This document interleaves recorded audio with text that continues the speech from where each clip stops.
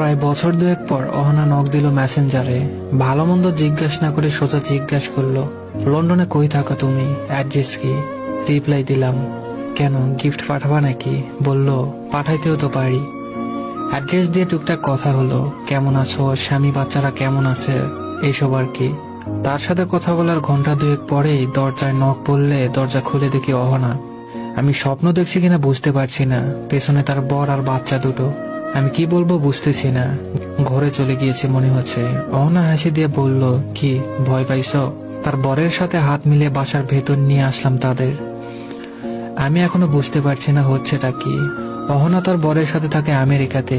বিয়ের প্রায় 3 বছর পর আমেরিকা চলে যায় বরের কাছে। বছর সাতেক আগে আমাদের প্রেমের ইতি ঘটে।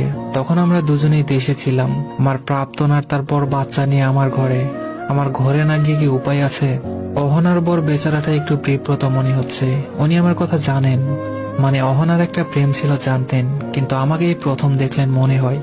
অহনা ড্রয়িং রুমে এসে বসতে বসতে বলল, আমেরিকা থেকে বেড়াতে এসেছিলাম লন্ডনে, ভাবলাম তোমার সাথে দেখা করে যাই। আজকের রাত তোমার এখানে খাবো, দেখি কেমন রান্না শিখেছো তুমি। আর বলল, একাই থাকো? বললাম না, ফ্রেন্ড আর তার ওয়াইফ থাকে আমার সাথে, ওরা দেশে গিয়েছে ছুটিতে, এখন একাই থাকা হয়। তুমি আমাকে না বলে আসলে, যদি কাজে থাকতাম এসে দাঁড়িয়ে থাকতে হতো। অহনা বলল, আরে সারপ্রাইজটা নষ্ট হয়ে যেত না তাহলে? রাতের খাবার আমার রান্না করার কথা থাকলেও অহনা নিজেই রান্নাঘর দখল করে নিল।